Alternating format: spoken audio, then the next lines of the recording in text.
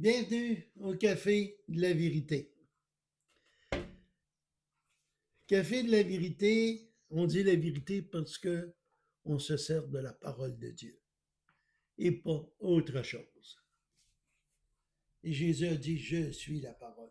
Il a dit aussi, je suis la vérité, la vie. Et nul ne va au Père que par moi. Il y a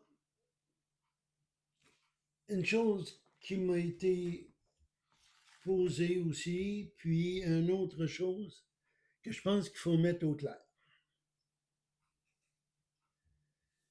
Est-ce que la personne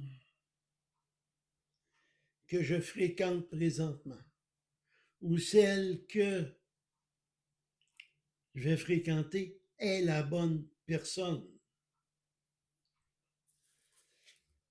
Pour cet enseignement-là, je vais me servir de Genèse 24. Et dans Genèse 24, je vais vous donner un résumé. On ne le lira pas ici parce que ça va être trop long, mais je vous conseille fortement d'aller lire ce chapitre. Genèse 24, c'est Abraham. Abraham qui est rendu très vieux. Et Abraham dit à un vieux serviteur, il dit, va dans mon pays. Abraham, à ce moment-là, vivait dans le pays de Canaan. Va dans mon pays et va chercher une épouse pour mon fils. Donc, commençons à regarder les choses. Il y en a des femmes à Canaan, mais il dit, va chercher dans mon pays. Qu'est-ce qu'il veut nous enseigner, là? Vous êtes chrétien, vous êtes chrétienne. Vous êtes seul. Regardez pour un chrétien ou une chrétienne. Non une musulmane. Non une catholique. Non. Nommez-la toute, hein, bouddhiste ou autre. Regardez une femme chrétienne. On a vu très souvent dans la parole de Dieu des rois d'Israël qui se sont mariés avec d'autres femmes, des Égyptiennes et autres.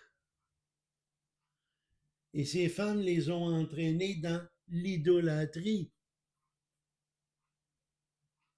Et aujourd'hui, beaucoup, on dit, ah ben là, regarde, je vais plier là-dessus parce que moi, je veux pas divorcer, puis tu sais, vous allez faire des concessions au lieu de suivre ce qui est écrit dans le livre de vie, ce qui est écrit dans la parole de Dieu. Donc, je reviens à l'histoire d'Abraham. Il dit à son serviteur, va dans mon pays, va chercher une femme pour mon fils Isaac. Et le serviteur part. Il a pris 10 chameaux. Il a apporté des choses. Des choses pour donner, pour la dot. Des choses pour celle qui sera l'élu. Puis il se rend, il marche, il se rend à un puits, il prie. Il dit, celle, Dieu, que tu as préparée pour Isaac. Et là, je refais encore la parenthèse. Dieu a préparé quelqu'un pour vous. Si tu es un homme, il t'a préparé une femme. Si tu es une femme, il t'a préparé un époux. Mais il faut que ce soit celui que lui a préparé. Et c'est très rare qu'il va te préparer quelqu'un qui n'est pas né de nouveau si toi tu es né de nouveau. Donc il se rend, puis il demande un signe. Il pria. Puis il dit, celle-là qui va arriver, puis qui va me donner de l'eau à boire, et qu'après, elle va dire, je vais m'en puiser pour tes chameaux. Ça sera la bonne. Il approche une femme, son nom est Rebecca. Il lui dit, donne-moi un peu d'eau. Elle a pris la cruche, elle lui a donné de l'eau. Et elle lui a dit, je vais en donner à tes chameaux. Dieu a répondu de cette façon. Tu veux savoir si c'est la bonne? Demande à ce que Dieu te donne un signe clair. Et il va le faire. On connaît la suite. Rebecca a suivi le serviteur. Elle s'est mariée à Isaac. Isaac et Rebecca sont devenus père et mère d'une grande nation. En même temps, Abraham qui s'appelait Abraham, et Dieu l'a changé de nom. Il lui a dit, tu vas t'appeler maintenant Abraham, qui veut dire père d'une multitude. Mais cette multitude-là, il fallait qu'elle passe par son fils. Et Dieu a pourvu, parce que Dieu pourvoit toujours à sa parole.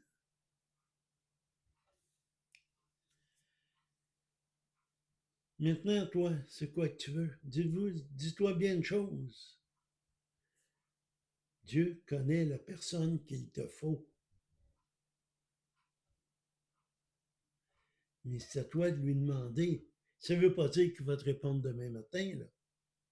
Ça peut prendre quelques semaines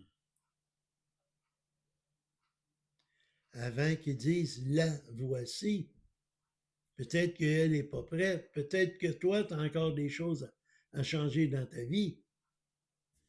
Mais si tu veux vivre avec l'Éternel, ouais, mais elle est tellement belle, elle est tellement belle. Oh, oh, que ça me ferait une belle épouse. Elle est belle, mais regarde son caractère, c'est quoi? Est-ce qu'elle est fidèle au Seigneur? Ou elle est fidèle à Baal? Est-ce que l'argent est son Dieu? Ou le Créateur est son Dieu? C'est beaucoup de choses. Dieu nous appelle à la sainteté. On va regarder 1 Thessaloniciens 4 et le verset 7. Car Dieu ne nous a pas appelés à l'impureté, mais à la sanctification. Si Dieu t'appelle à la sanctification, il va te donner